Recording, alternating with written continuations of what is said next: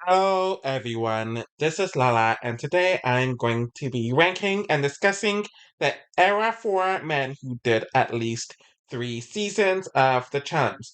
So I'm doing this video and the era for women video at the exact same time, so I'm working on both of them and they should both be published roughly around the same time. And this is me covering all the seasons up to the challenge battle of the era. So just wanted to get that out there. Now I'm going to discuss the criteria that I am using to rank not only the era 4 people, but everyone, no matter what era they debuted on. The first criteria that I am looking into is the competition. So this involves the dailies, though I don't really consider dailies heavily when I'm talking about things, eliminations, and finals performances. So, the more early boots that someone has, the lower they're going to be on the list, since it means that they aren't doing well in the game if you're an early boot. Essentially, I really don't know how else I can explain that part of it. I'm also looking into the finals that a person won, the amount of finals that they reached, and the amount of seasons that they were close to the final but just missed it. So when it comes to people who are close to the final, they are booted in the second or in the last 2 rounds before the final, since I consider the final to be anything from the second to last round and onward. So the second to last round, the last round, and the final. That's what I consider the end game. The amount of finals reached is something that I'm looking into. So let's just say if you make it to 8 finals, that is a good thing. But if you won 0 or only won 1 out of those 8 finals that you've reached, I have to come to the conclusion that you're not good at finals. And this is also why I'm looking into the amount of finals won. So let's just say someone made it to only 4 finals, but they won all 4 of those finals. It means that they're good at finals just from that data. So this element's really not going to be looked into that much when it comes to the era 4 people, but team challenges do inflate daily numbers, so I'm not going to look into that heavily, really. Also, a bad elimination record means that you're going to be lower on the list. Since it means 1, you can't escape elimination. 2, it means that you can't win yourself out of an elimination or win an elimination more chances than not. And it also means that you're not making it to the end game, getting to the final, or even making it far in the season if you have such a poor elimination record. So, the more finals lost, the more finals missed, and the more seasons missed when you don't even make it to the end game or close to the final, you're going to be lower on the list. Since it really means that you can't make it the distance on a season, especially if it's a repeated pattern. Another category that I am looking into when I'm doing these rankings is longevity. So this includes the amount of seasons someone did and the wide bracket of years that they competed in. So obviously this isn't going to be the biggest factor because Era 4 is only really 7 years ago as of Battle of the Eras and they're the most recent era. So their chances of doing many seasons or competing in a wide bracket of years is going to be lower, but you can compare them to one another in this element as well. So the less seasons someone did, the lower they're going to be on the list because they just lack that data. Seasons only done in a few years will also be lower on the list. So let's just say someone did 3 to 4 seasons within like a 2 year time frame, but someone else from the era did those same 3 to 4 years or 3 to 4 seasons, but did it in like a 6 or 7 year time frame, but has the same success. The latter is going to be more successful since they could replicate that success throughout many years. So the more seasons someone does and they have success in those plentiful seasons, they're going to be higher on the list because it means that they can replicate their success into many different years or many different seasons, mainly, which will, the more seasons you do, they'll take place in more years. So it kind of refers to that as well. And with many seasons having different formats, it'll also refer to you having success in many different formats. So obviously, this last part doesn't apply much to Era 4, but successful seasons done in many different years and decades will be higher on the list because it shows longevity in that element. Third category that I am looking into is the era/format. So obviously this isn't going to be as big of a factor for era 4 because most I think all but one of the seasons within Era 4 are either dual slash pair or individual seasons, meaning that they are harder and more competitive. So, the seasons and eras that have no eliminations in it will be lower on the list. That obviously doesn't apply for anyone who debuted on Era 4. Duo and individual seasons will be higher on the list if you have success in them because it means less winners, less finalists, and more people getting eliminated within a season, hence it being a lot more competitive in comparison. So seasons with vote-offs or everyone going into the finals will be lower on the list. Obviously, that doesn't apply for anyone who debuted on Era 4, so nothing to worry about here. So team seasons, especially those with barely any eliminations, will be lower on the list. Obviously, the only season in Era 4 that would fit into this is War of the Worlds 2, where there are two large teams from the beginning to the end. But there are a lot more eliminations in that season compared to the Era 1 and Era 2 team seasons, where they only had a few eliminations before the final. And even within the final, there could be like 7 people in the final on a team. But both teams are going to get cut down to 4 at the final stretch, so we only had 4 people per each team at the end of World of the Worlds 2 when it came to the finish line. That didn't happen with the OG team seasons, so I still do think War of the Worlds is harder than those seasons, so I'm giving it a bit more credit here. Also, success in modern seasons will be higher on the list. Obviously, you can't get any more modern than Era 4 as I am recording this because it's the most recent era, and all but one of the seasons are either dual slash pair or individual seasons. Final category that I am looking into when it comes to ranking these players are the politics. So this will just be mentioning a few things here and there as I'm describing them. So this involves the alliances that a particular player has throughout a specific season or throughout several seasons, since some alliances are long-lasting, game moves that they made throughout a particular season, and avoiding elimination specifically due to politics is something that I am definitely going to credit here, and it's something to take note of. At 13th place, which is dead last for this ranking, is Nam Vo, who competed on Double Agents, Spies, Lies, and Allies, and Ride or Dies. I can't believe that I have to include him on this list, since he technically was cast on 3 flagship seasons, or 3 challenge seasons overall, so he does fit on the category, fit the category. He was paired up with Lolo on Double Agents as they were the two newbies and one of the few newbie pairings, and they were somewhat on the outs of that season, but they made it to the mid-season point. They never won a daily. I think they came close a few times, but I guess never pulling it off. And it didn't seem like people wanted to send them into an elimination, but he got a back injury like 2/3 through the season, causing his first DQ. It would have been interesting to see how far he would have made it otherwise. He was on Spies, Lies, and Allies and did the first daily, but was DQ'd out of the game after the second sequestered period due to COVID. His final season was Ride or Dies, where he was actually an alternate with his partner, Emmy, that he didn't even know, and they entered after Casey and Kenny temporarily left, and Anissa lost her partner. They were present throughout the first elimination and the daily, but his partner DQ'd before the second daily, so he was DQ'd. What else do I seriously need to say here? At 12th is Stephen Bear, who competed on War of the Worlds 1, War of the Worlds 2, and Total Madness. I don't know if people actually forgot about his actual run on the show, but despite never making it close to the end, much less getting to the end, he was never considered a weaker competitor. On War of the Worlds 1, he came in with a lot of the UK people, which is why he kind of had a built-in alliance, and he should have been in a good position due to being paired with his partner, Davon. But he refused to work with her on anything, pissed off a lot of the veterans, which caused him to be targeted, and was even targeting her allies, who was protecting him based off of his partnership to her. They went into a few eliminations where they took out Leeway, Shailene, and Jenna and Gus, though he almost lost his partner. He almost lost his part to Gus in that elimination. And as soon as the format went individual, he was the first man sent home against Kyle.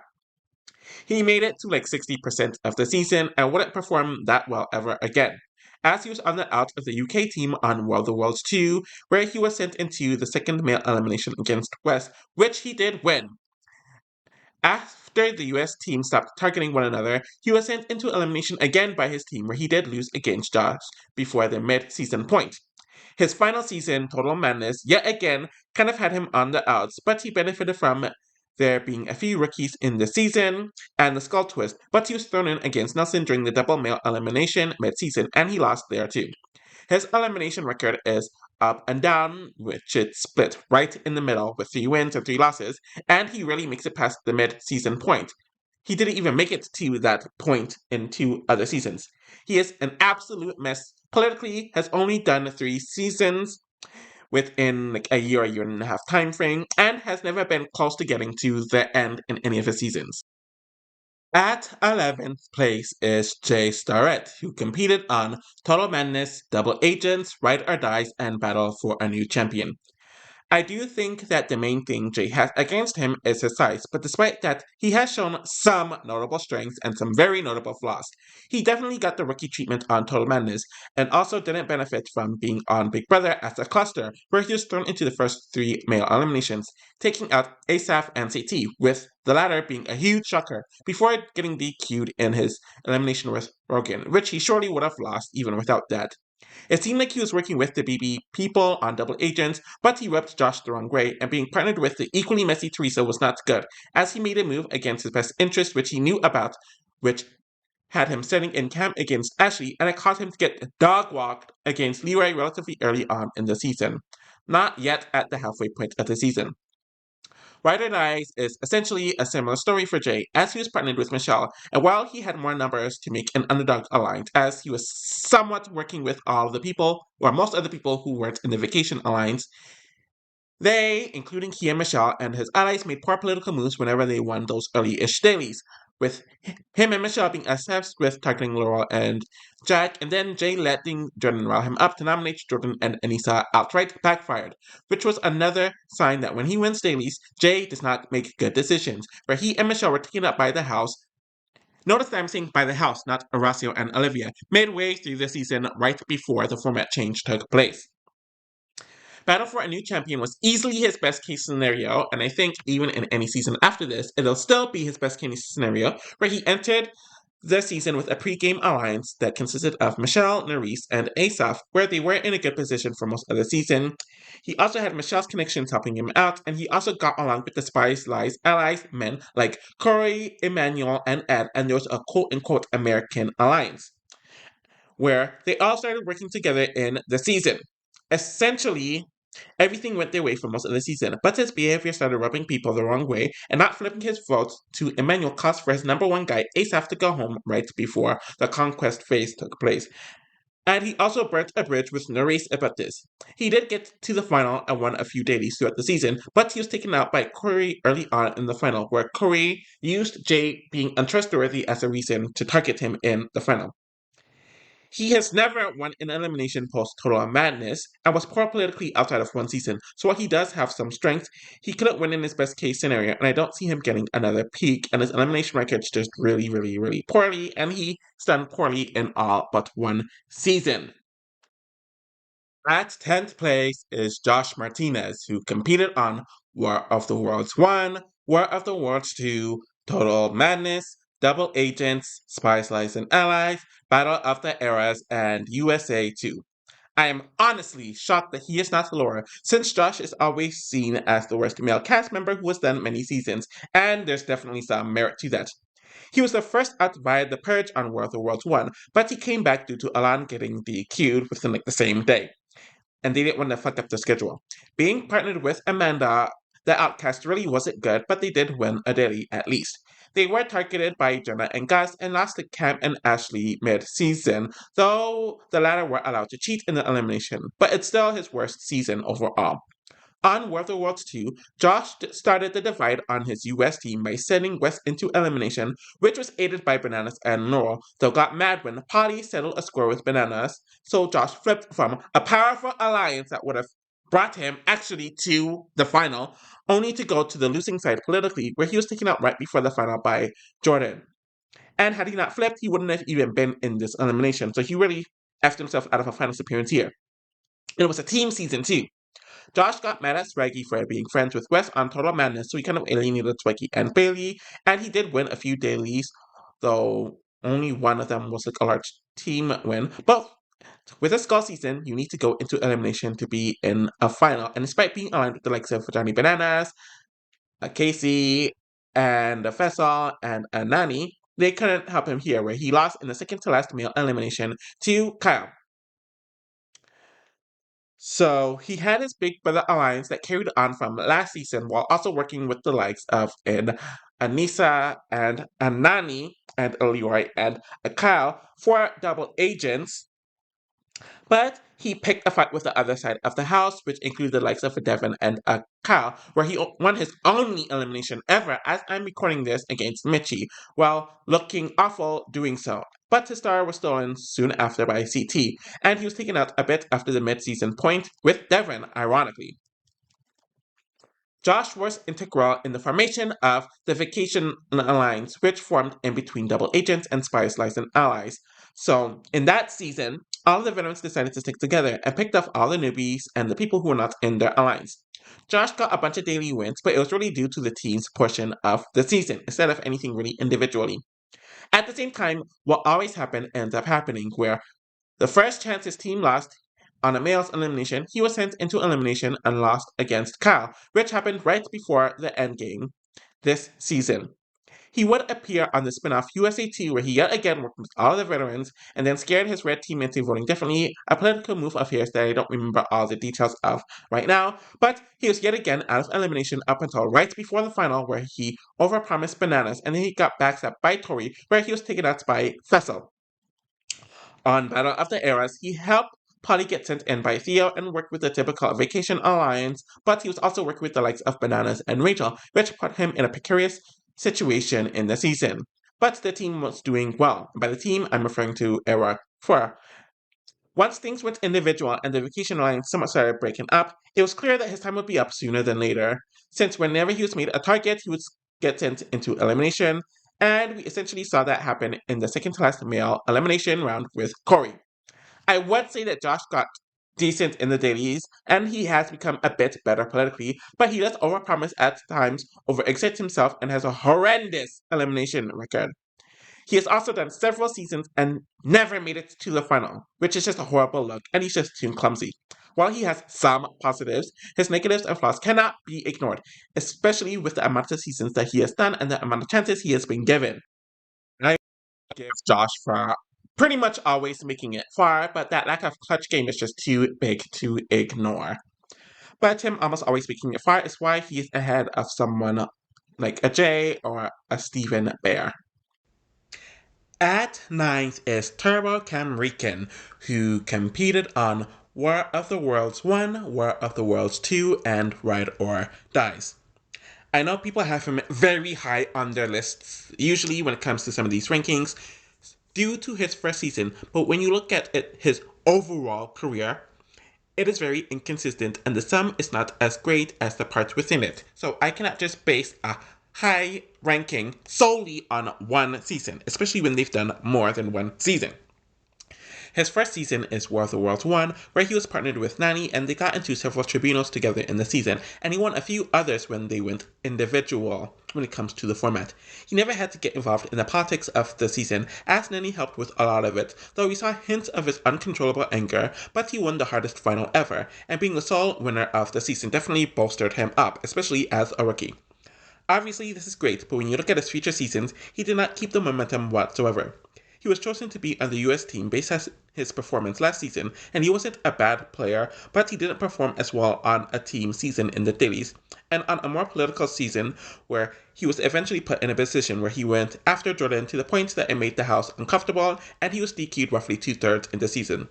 He could have easily made it to the final of the season had he not self-destructed, but I do fault him for giving up an easy chance at a final with this. And then his final season, as I'm recording this, was horrendous. He picked fights with several people right away on Ride or Dice, like before they even got into the house, was hated by everyone, to the point where the entire house got his former partner, Nani, to throw him into an elimination, and the entire house helped Horacio and Olivia take him and Tamara out. He's great at the physical element of the show, but the politics and social game, in addition to his anger issues, is holding him back from being higher. It will be interesting to see how All Stars Rivals will add to his career. At 8th place is Paulie Calafiore, who competed on Final Reckoning, War of the Worlds 1, War of the Worlds 2, USA 2, and Battle of the Eras. His first season had him joining the franchise with two other BB18 rookies and being partnered with sophomore Natalie, where he was immediately targeted by the veteran guys due to his friendship with Camrikan, and being Big Brother was just a recipe for a disaster, where he and Natalie were sent to the Redemption House in the first elimination with Cam and Katie, where the equalizers against him were too much, I will admit that. Due to the janky format of the season, he and Natalie can lose 2 eliminations against Jose and Devon, solely being in those eliminations because the latter chose them to compete in the elimination via double cross and were still allowed to remain in the game. They made their return in the third redemption after beating Brad and Kyle, and they did win 2 consecutive dailies and won an elimination against Bananas and Tony, where they could have won had Natalie not ran the wrong way, but got third. War of the Worlds 1 was a generally good season for him, as he won several tribunals through the season. I think he tied with Turbo and West for winning the most in the season out of the guys, and some of those wins were individual as well. He and Ninja worked well together. Obviously, he was working with his girlfriend Maria, he had Devon there, and he had to deal with Wes, where he took the necessary shots needed, and also won an elimination against Cam and Ashley. Unfortunately for him, he got purged right before the final by outright diving headfirst into the water. War of the Worlds 2 was another impressive season for him, as he was one of the stronger men on the team regarding the dailies. He formed a strong alliance with Cam, was working with Ashley, Kaylee, Ninja, Liu later on, of course his girlfriend Maria, and built tight bonds with Joss and Rogan, where they controlled both teams, kept their ops on the team, i.e. Bananas and Laurel, as well as the others on the UK. Despite the great political prowess showed throughout the season, Team USA had a weaker team at the end, and he overexerted himself early on in the final, which slowed them down significantly. Despite recovering, he got second place on the season. He was put on ice for several years and made his grand return on USA 2, where he was the first man booted after having his ball chosen to face Bananas and losing that elimination. On his return to the flagship show in Battle of the Eras, he was outplayed politically on Era 4 and performed poorly in the daily, so he was chosen to go in against Theo, though he did himself no favor with that and got mollywhooped. Despite all the talk for stuff that was done 6 to 7 years ago as I'm recording this, he severely flopped in his comeback, where his poor elimination record only got worse and his weakening political/social game can't make up for it anymore. He has 2 really good seasons, 2 really bad seasons, and a janky season, so he's just in general very inconsistent, hence him being here. At 7th place is Horacio Gutierrez, who competed on Ride or Die's Battle for a New Champion and Battle of the Eras. He is someone who had a lot of promise, especially when it came to his rookie season, as it was clear that he was a very strong competitor right off the bat. Due to being a rookie, really an alternate who was put on the season after a few of that early season departure, or those early season quote-unquote departures, he and his partner Olivia were thrown into elimination quite a lot, winning against Herbert and Tamara, though that was by audience interference, Johnny and Raven, though he almost lost to Johnny, and Jay and Michelle, which is also audience interference, so it's not the strongest wins here.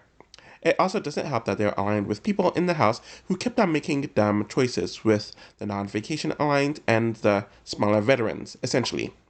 When the format went individual, he was the target instead of the pawn like he was in those 3 rounds, where he was thrown into the first male round to take out Kenny, and then he had an impressive elimination win over Jordan. Horacio made it to the final despite never winning a daily, and they came close quite a bit, but of course, due to Olivia's injury, they were DQ'd early on. Battle for a New Champion seemed like a season that was set up for him to win, as a lot of the cast was full of people from Ride or Dies, and he's one of the better competitors there.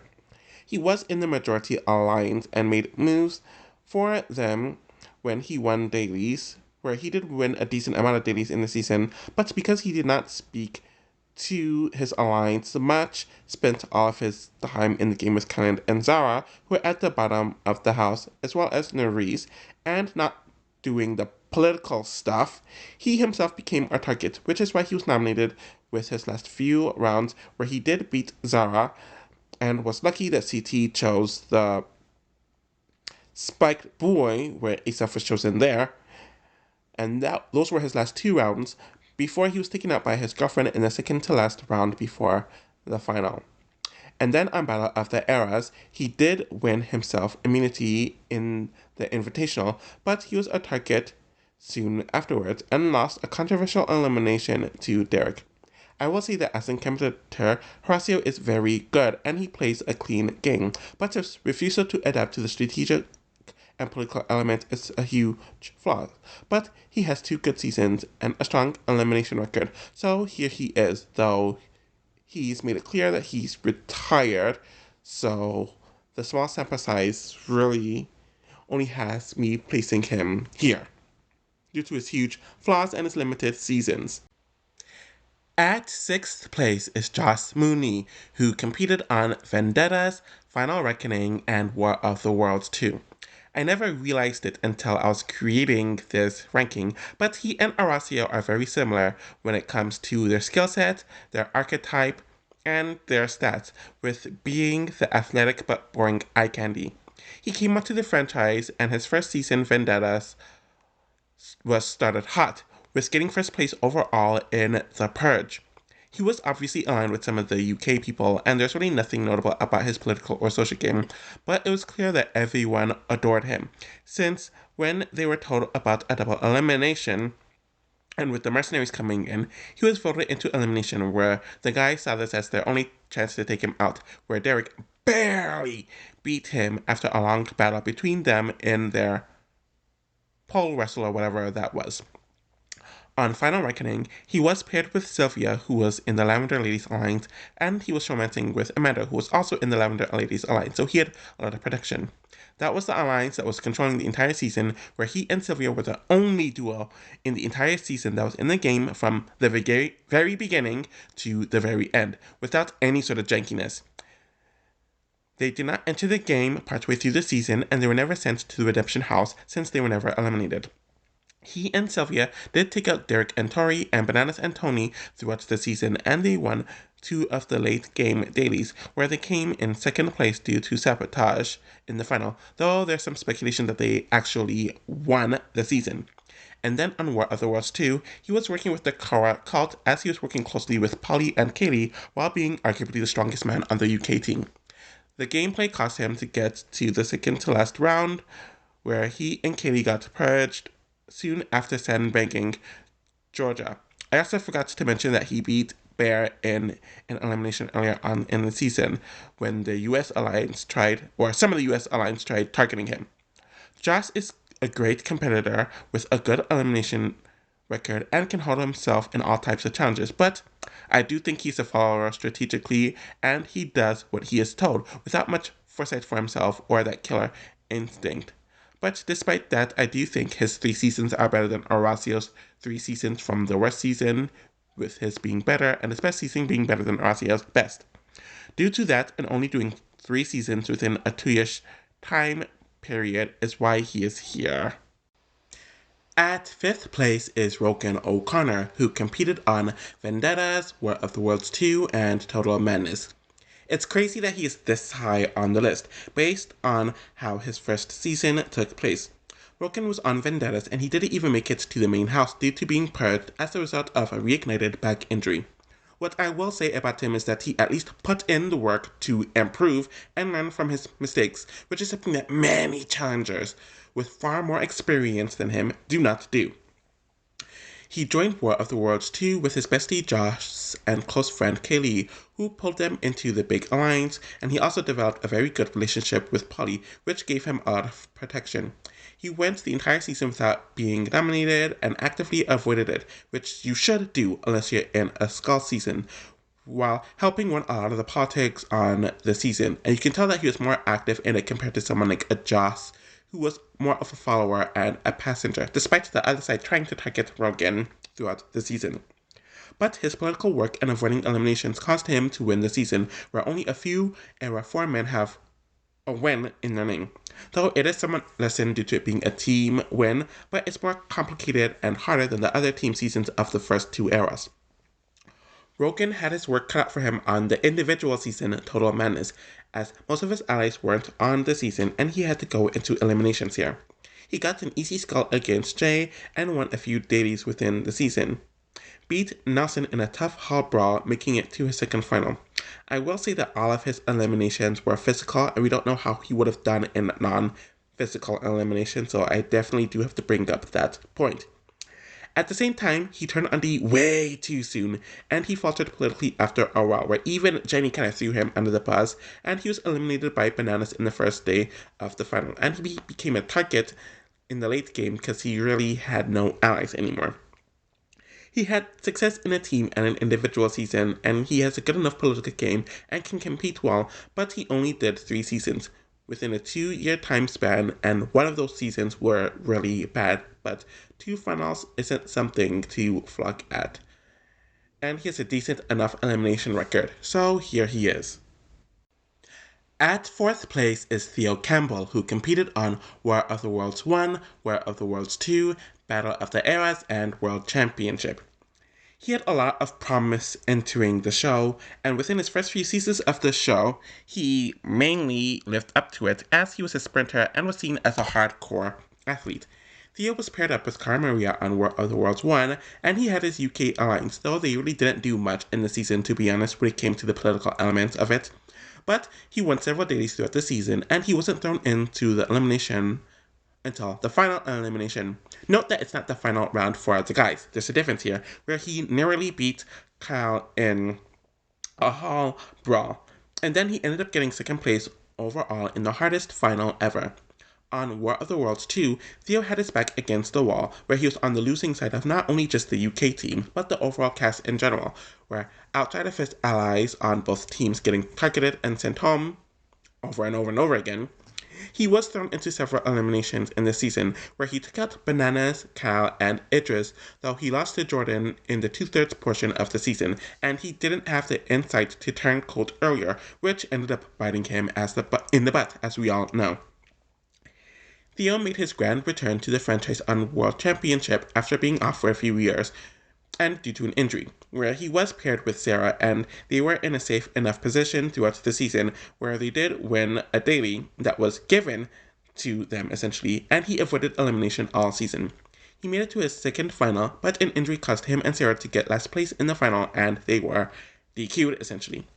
His grand return to the main flagship show was Battle of the Eras, where he got into his first elimination, where he obviously won against Paulie in a hall brawl due to getting last in the Invitational, and he performed poorly in the dailies overall throughout the season, where it did affect him, especially when they went to the individual format in the second half of the season. Due to getting last place in 2 of the first 3 individual dailies, he was put into elimination and sent home against Bananas, though it was an disadvantageous elimination to him there. What I will say about Theo is that he has never been booted early, so that is good for him, and has at least made it to the 60-ish percentage point of a season, or at least 2/3 throughout a season. At the same time, it seems like he's becoming just a good challenge competitor, instead of a great challenge competitor that everyone thought that he would be. But he isn't poor at politics, though not great at it. He has a good elimination record, though when you really look at it, they all, or most of them, involved something physical in it, and he can hold his own well enough. Hence his spot here. At 3rd place, I have Christie, who competed on Vendettas, Final Reckoning, War of the Worlds 1, War of the Worlds 2, Total Madness, Double Agents, and Spies, Lies, and Allies. So I initially had Kyle at first, since he did the most seasons out of the era for men, and his track record of getting to the end game is pretty good. Despite that, his flaws has me putting him at number 3, despite having the most experience. Kyle was able to lay under the radar on Vendettas, avoiding getting nominated throughout the season, and ended up in a few troikas, due to his allegiance with the likes of Maria, Bananas, Zach, and Tony, where he was able to get 3rd for the men, despite everyone thinking that he was a layup. Final Reckoning had him paired up with Brad, and they started on a high note, winning 2 of the earlier dailies of the season, but they ended up falling off in the mid-season where they lost in an elimination against Nelson and Shane, and then losing 2 redemptions to Natalie and Paulie and Cam and Katie, the latter putting them out of the game for good deep into the season. War of the Worlds 1 was a season where he had his back against the wall, where Paulie and Cara Maria were gunning for him, but he was paired up with the intimidating Maddie, which caused people to leave them alone, especially after they won the double elimination against JT and Julia and Natalie and JP early on in the season. Once the game went individual, he went back to being the main target as he was thrown into elimination on both male rounds, winning against Bear and losing to Theo in the last male elimination. Note that it's not the last male round. War of the Worlds 2 is easily his worst and most forgettable season, where he was on the losing side of the politics of the season, causing him to be thrown into the double elimination mid-season, losing to Theo in the elimination. He had one of his better seasons on Total Madness, despite only being in one tribunal in the season, but I think it's mainly due to his veteran privilege, and most of his enemies were not on the show this season. He had his alliance with Melissa, got an easy skull against Josh, and made it to the final, where he got second place overall. Double Agents was another season where he did not have the numbers and lost some of his allies relatively early on, and he himself was thrown into the first elimination due to a messy political move of his own, getting an early skull from Joseph here. He was able to get paired up with some good and powerful partners that gave him safety throughout the latter part of the season, but his untrustworthiness came back again, where he was thrown into the final elimination and taken out by Faysal. Spice Lights and Allies is his best season, and as I'm recording this, his final season, where he coasted through the first half of the season, but was targeted quite a bit in the second half of the season, as he took out Ed, Josh, and Nelson, the latter which was in the final, and he got second place in the season, being paired up with Tori. Kyle has made it deep in most of his seasons and has never been booted early, so why is he number 3 of the era? One is that his elimination record is really not good for someone with his experience, and it's been like that for most of his career, so his chances to save himself is not the highest. And while he is good politically, his untrustworthiness does bite him in the butt at several points in the season, which is why he didn't make it to the final on some of his seasons. In general, he's just a bit messier than the others, and it's why I couldn't put him at the top like I envisioned at first. At second place is Kyland Young, who competed on USA 1, Battle for a New Champion, and Battle of the Eras. It's crazy that someone who has only done 3 seasons and late in the era has risen so quickly on my ranking, but I do think that he is arguably the most multifaceted man from Era 4. It also says a lot that despite doing less than half of the seasons that Kyle has done, they have the same amount of daily wins, which makes him impressive in that element, and Kyle not the most impressive, so that's one of the reasons why he ended up being second here. He debuted on USA 1, where he was aligned with the power players of Angela and Tyler, and he won the first elimination with Asa against Sally and Giovanni.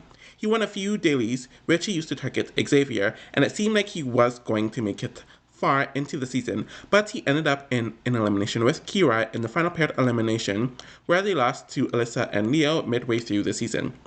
He made his flagship debut on Battle for a New Champion, where he was a part of the very loose and practically non-existent US alliance, but because he was showmancing outside of Melissa, it caused him to have a target built on him. He did win an elimination against Huey earlier on in the season, but he became the main male target for the second half of the season, causing him to be thrown in several times after that, winning eliminations against Brad, Darrell, and Zara, and also winning a few dailies in the season. I do give him props for successfully forming an underdog alliance, where most people in that position are just too passive, but they couldn't gain power, and he got eliminated by Nerys in the second to last male round before the final. Battle of the Eras was an even better season for him, as he made amends with Michelle and everyone on Era 4 from last season, where they agreed to work together, and the Era won several dailies, and he won 2 eliminations against Darrell and Devin. When the format went individual, he and Jordan traded daily wins from one another the entire time, and he avoided elimination in the second half. But when he got to his first final, he got last because swimming was not a strong focal point for him compared to the others. He is very well-rounded, more than almost anyone who has ever done the show, and clearly practices at his flaws to improve on them, so I do feel very good with having him this high and holding his own against the very best. So, at first place is Faysal Shafaat, who competed on Total Madness, Double Agents, Spies, Lies, and Allies, Ride or Dies, and USA 2. I really did not think that he was going to be number one out of the era for a man, and he was not until the very last minute. Faysal appeared on Total Madness and really didn't get the rookie treatment, as he was only thrown into one elimination where he was used to take out Jordan in it. He was even the main target. And won a few late dailies in the season, but he ended up getting first place in the final, which would be a trend for him. As a way to become a regular, Faysal decided to play a dirty game on Double Agents by drawing a line in the sand with his Big Brother Alliance and affiliates like Anissa, Nani, Leroy, and Cam, throwing Nelson under the bus so he could get a skull, and really being a selfish player. He only won the first two dailies of the season, but he was able to keep his skull by taking out Kyle in the final elimination, but his path of getting fourth yet again in the final continued, which was kind of karma for him stealing Casey last minute in the way that he did. But with Casey getting injured, there was nothing they could do, but his refusal to eat just made him look really, really, really bad. And then on Spies, Lies, and Allies, a lot of the baggage from last season carried through, despite the Vacation Alliance being a thing here, which he was a part of, as people had a lot of gripes with him. He did win 2 early dailies in the season, and used one of them to throw in Amber, which pissed off herself and Josh off, and that drama what caused him to get DQ'd early on in the season due to the fights that took place. Being paired with Mariah on Ride or Dies and being in the Vacation Alliance caused him to be in a good position on the season, even with him having good relationships with the other side of the house. He won a daily with Mariah early on, and his team, which he assembled, won a lot of the dailies in the second half of the season, but because of his lack of allies at this point, like him having to take out Nelson in an elimination when they're thrown in against one another, he and Mariah were taken out by Bananas and Nani right before the final. US2 was another good season for him, where he was obviously aligned with the veterans but had good relationships with the CBS people, and he was able to win several dailies in the season and avoided elimination until the final one, where he had to take out Josh. For the third time in a row regarding his finals appearances, he got fourth. So the fact that all of his seasons but a DQ ended up with him getting to the end game, and he has a great elimination record while performing very well in the dailies, it shows that he is a good challenger overall.